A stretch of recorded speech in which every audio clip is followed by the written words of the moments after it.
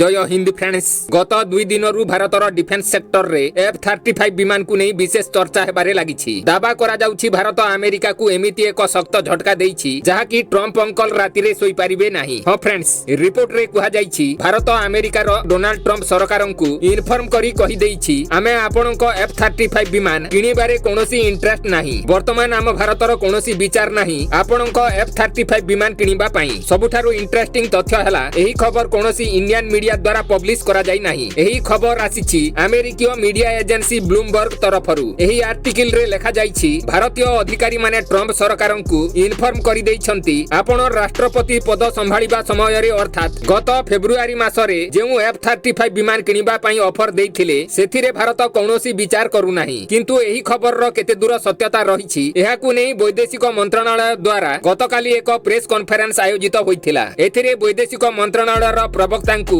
F-35 विमान विषय रे प्रश्न करा जाइथिला। प्रवक्ता जनक कोन कहिले आपण स्क्रीन रे देखि पारंती। एही रिपोर्ट रे कुहा जाइछि आमे मध्य ब्लूमबर्ग रो रिपोर्ट देखि सारिछु। एथिरे कोनोसी सत्यता नाही कारण वर्तमान सुधा F-35 विमान को नै भारत एवं अमेरिका मध्य रे कोनोसी वार्तालाप आरंभ करा जाई नाही एवं एही चुक्ति को नै भारत अमेरिका सहित कोनोसी संपर्क स्थापन करि नाही। एहा तो थिला फॉरेन मिनिस्ट्री रो बयान, किंतु एहा मध्य रे एमिति एक घटना हैला ताहा समस्तंकु आश्चर्यचकित करिछि। जेतेबेले ब्लूमबर्ग एही रिपोर्ट को पब्लिश करिथिला एहारो किछि समय परे डोनाल्ड ट्रम्प कहिथिले भारत चाहिले रूसिया ठारू ऑयल किणु, चाहिले अस्त्र शस्त्र किणु, चाहिले निजर अर्थनीति को नै रूसिया सहित बुडी मरु, एथिरे मोर कोनोसी आपत्ति नाही। एभली बयान आम भारत पई भारी ऑफेंसिव थिला। एहा परे रिपोर्ट आसीथिला भारत सफा जणेई देइछि F-35 विमान किनिबो नाही। वर्तमान F-35 विमान विषय रे भारत कोनोसी वार्तालाप करिबो नाही। वर्तमान F-35 विमान पई भारत रे कोनोसी स्थान नाही। एही रिजेक्शन परे अमेरिकन कंपनी को